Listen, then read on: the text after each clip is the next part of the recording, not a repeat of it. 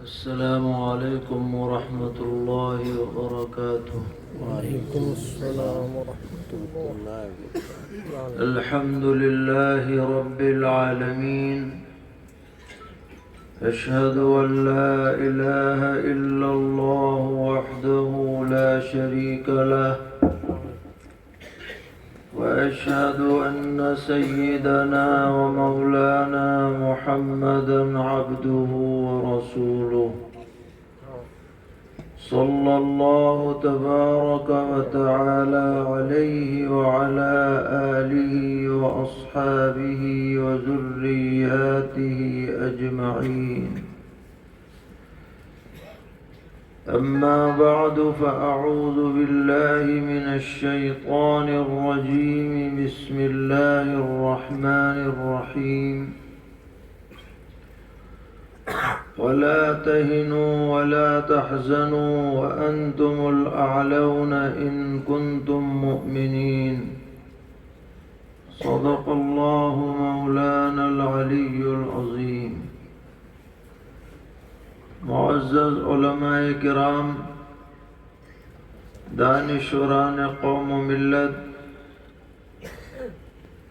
اور جمعیت علماء اورنگ آباد کے ضلعی اور مقامی ذمہ داران اور حاضرین مجلس، ہم جس ملک میں رہتے ہیں یہاں مختلف تہذیبیں، مختلف زبانیں، مختلف نظریات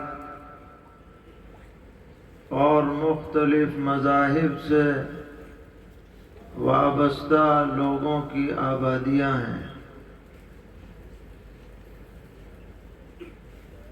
کوئی کسی مذہب کو مانتا ہے، کوئی کسی نظریے پر چلتا ہے، کسی کی زبان کچھ ہے، کسی کا انداز رہائش کچھ ہے۔ ایک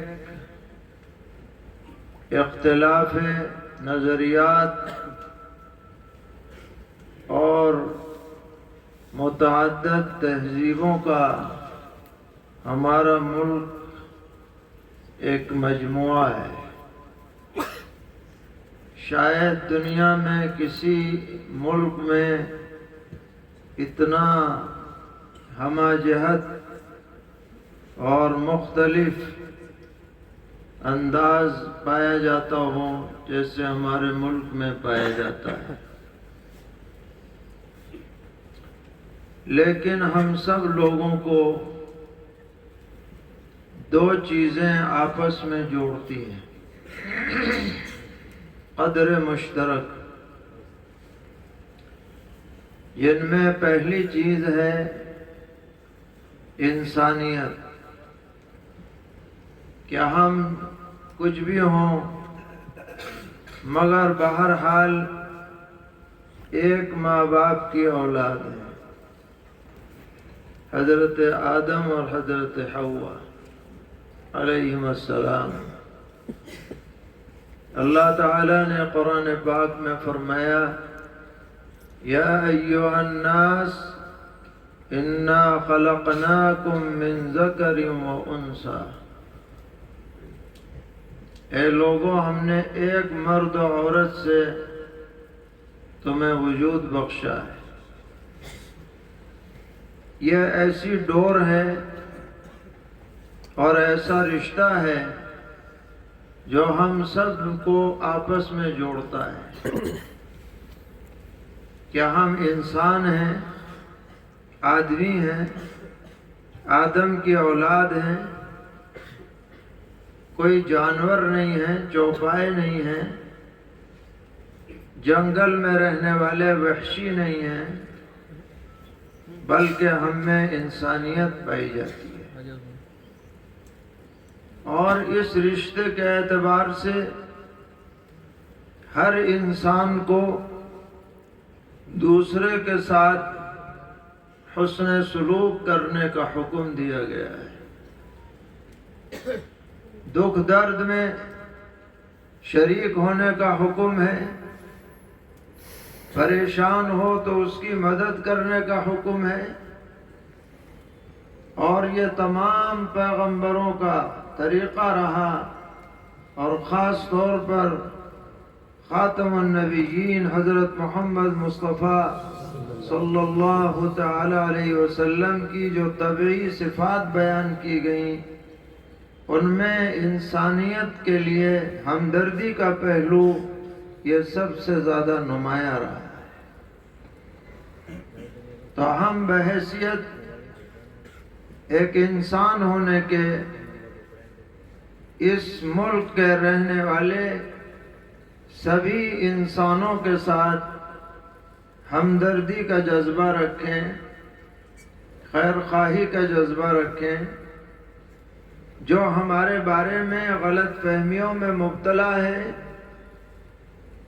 ان کو بھی اپنا دشمن نہ سمجھیں، بلکہ ان کو حکمت عملی سے قریب کرنے کی کوشش کریں۔ ایک یہ ہمارا رشتہ ہے جو سب کو جوڑتا ہے اور جوڑنا چاہیے۔ جو آدمی اس رشتے کی لاج رکھے گا وہ آدمی کہلائے جانے کے لائق ہوگا، اور جو آدمی اس انسانیت کے رشتے کو فراموش کر دے گا وہ دیکھنے میں اگرچہ انسان جیسا لگے گا لیکن حقیقت میں وہ جانوروں کی صف میں کھڑا نظر آئے گا۔ دوسرا رشتہ جو ہم سب کو آپس میں جوڑتا ہے، مشرق سے مغرب، شمال سے جنوب، کشمیر سے کنیا کماری اور منی پور سے بمبئی تک، وہ ہمارا ہندوستانی ہونا ہے۔ ایک ملک کے ہم باشندے ہیں، شہری ہیں۔ دنیا میں جب ہم جاتے ہیں تو ہماری شناخت انڈین سے ہوتی ہے۔ جب ہم فارم بھرتے ہیں نیشنلٹی کیا ہے تو وہاں مذہب نہیں لکھا جاتا، زبان نہیں لکھی جاتی، وہاں لکھا جاتا ہے انڈین۔ یہ رشتہ بھی ایسا ہے جو یہاں کے بسنے والے تمام انسانوں میں، شہریوں میں مشترک ہے، خواہ وہ کسی بھی مذہب کے ماننے والے ہوں اور کسی بھی زبان کے بولنے والے ہوں۔ یہ دو مشترک چیزیں ہیں جن کو سامنے رکھ کر ہمیں زندگی گزارنی ہے، اور یہ ملک ہمارا میدان عمل ہے۔ آج دنیا کی اس طرح سرحدوں میں تقسیم ہو چکی ہے کہ آدمی آسانی سے ایک ملک کو چھوڑ کر دوسرے ملک میں جا نہیں سکتا۔ اس لیے ہم سب کو یہ ارادہ کرنا ہے اور عزم کرنا ہے اور حوصلہ بلند رکھنا ہے کہ ہم اس ملک میں رہیں گے، انسانیت کا بھی خیال رکھیں گے اور ہندوستانیت کا بھی خیال رکھیں گے۔ انشاءاللہ۔ ان دونوں کا اگر خیال رکھا جائے گا تو یہ ملک پرامن رہے گا، پرسکون رہے گا، ہر مذہب والا مطمئن رہے گا، ہر تہذیب والا اپنی جگہ خوش رہے گا، ہر زبان بولنے والا اپنی جگہ پر مگن رہے گا۔ اور اگر ان دونوں باتوں کو نظر انداز کر کے تمام لوگوں پر کوئی ایک بات تھوپنے کی کوشش کی جائے گی تو یہ ملک امن کا گہوارہ نہیں رہ سکتا ہے۔ اور اس طرح کی کوئی بھی کوشش ملک کے لیے فائدہ مند نہیں ہوگی بلکہ نقصان دہ ہوگی۔ ہم نے بہت قربانیوں کے بعد آزادی حاصل کی ہے، ایک طویل عرصہ ہے محنتوں کا، قربانیوں کا۔ آپ تاریخ اٹھا کر دیکھیں کہ سن 1400 عیسوی میں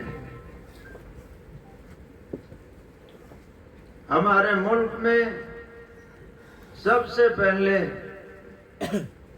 یورپین ممالک کا ایک تاجر واسکو ڈی گاما، پرتگال کا رہنے والا، اس نے کالی کٹ میں اپنی کشتی لنگر انداز کی اور تجارت کے نام پر یہاں پر تسلط شروع کیا۔ یہاں کی معیشت، یہاں کے لوگوں کا پرسکون زندگی گزارنا، ہر طرح کی نعمتوں کی فراوانی، یہ دیکھ کر ان کی آنکھیں کھلی کی کھلی رہ گئی۔ اس زمانے میں یورپ ایسا ترقی یافتہ نہ تھا جیسے کہ آج کل۔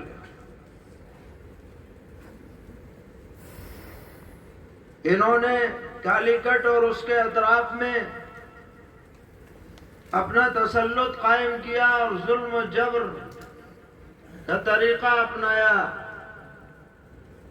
اور خاص طور پر خلیج عرب میں جو کشتیاں چلتی تھیں ان پر شبخون مارنا، لوٹ لینا، اس پر پورا انہوں نے کنٹرول حاصل کر لیا۔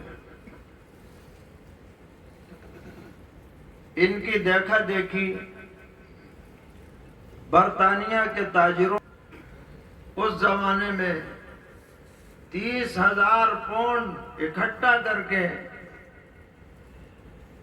اور تجارتی جہاز ہندوستان روانہ کیے، اور انہوں نے بنگال کی کھاڑی یعنی خلیج بنگال میں لنگر اندازی کی اور کلکتہ کو اپنا مرکز بنایا، اور کمپنی کا نام رکھا ایسٹ انڈیا کمپنی، تجارتی کمپنی۔ انہوں نے کوشش کی کہ جو علاقائی راجے، مہاراجے، نواب تھے ان کو اپنے ساتھ ملا کر رفتہ رفتہ طاقت مضبوط کی جائے، لیکن نواب سراج الدولہ ان کے درمیان میں خارج ہوئے اور پلاسی کے میدان میں جنگ ہوئی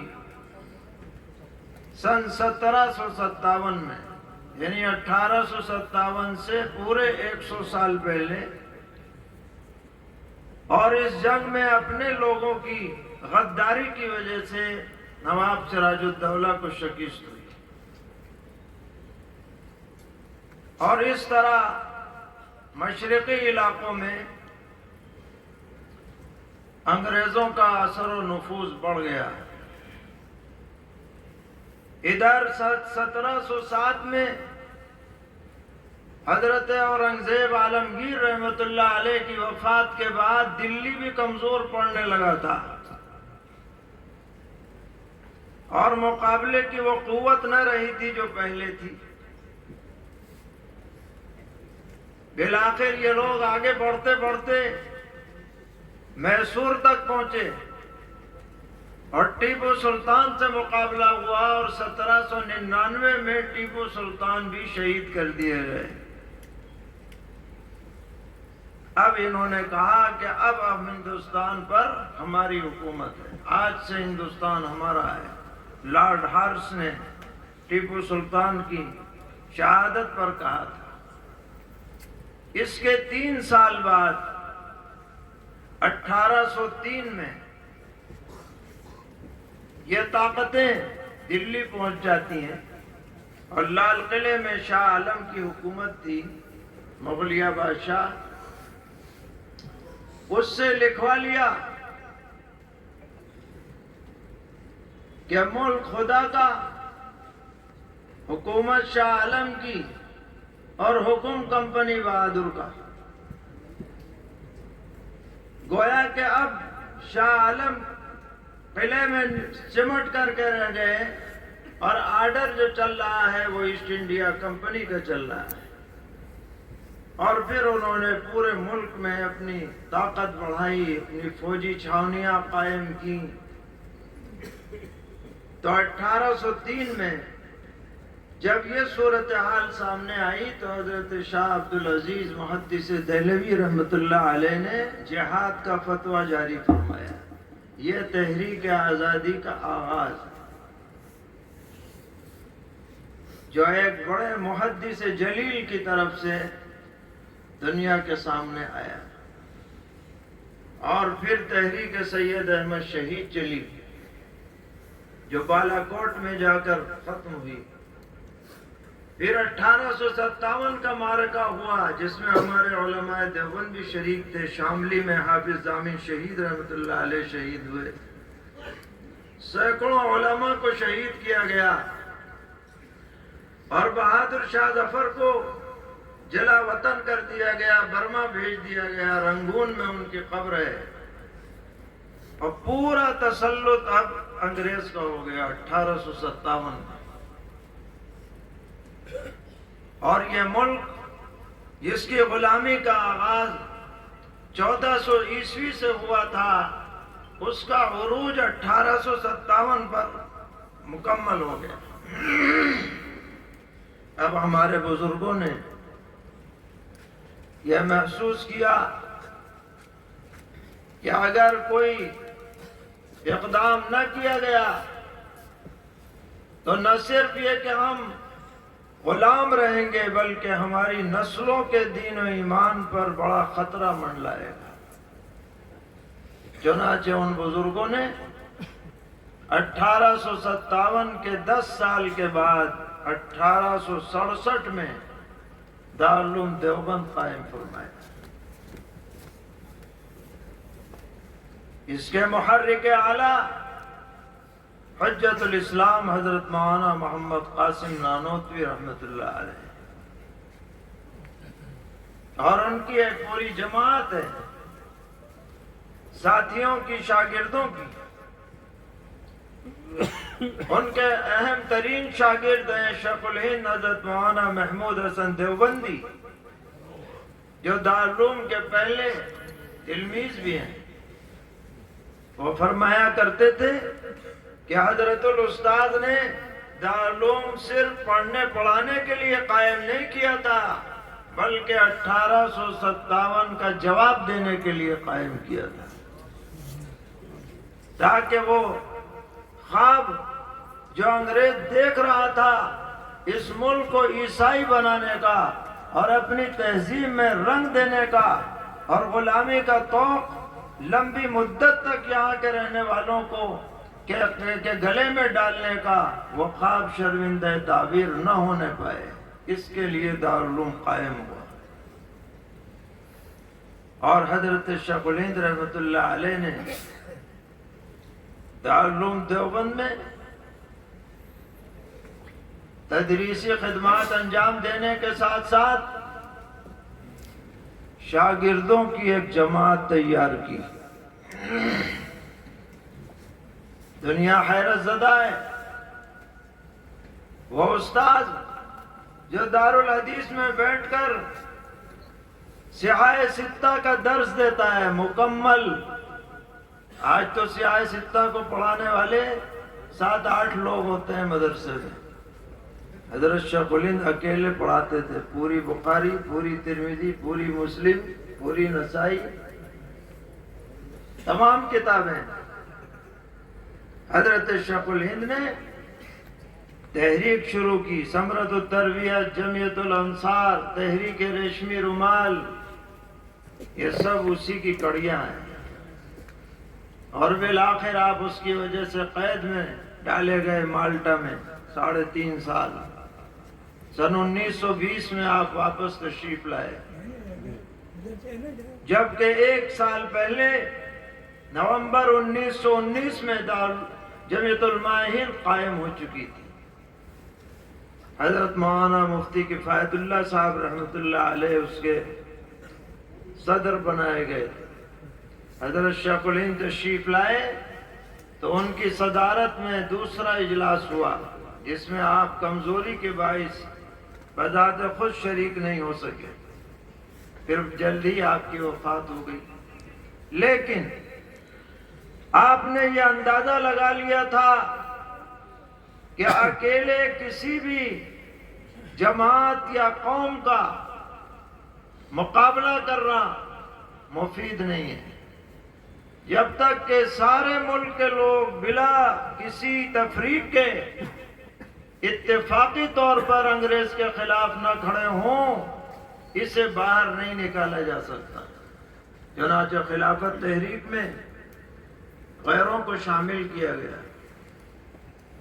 कांग्रेस में अंदर शरीक होकर और बाहर से सपोर्ट करके उसको इनकलाबी जमात बनाया, जिसका नतीजा मुल्क की आजादी की शक्ल में निकला। मगर अफसोस है कि हमारे बुजुर्ग जिस मुत्तहिदा हिंदुस्तान का ख्वाब सजाए हुए थे, उसमें उन्हें कामयाबी नहीं मिली।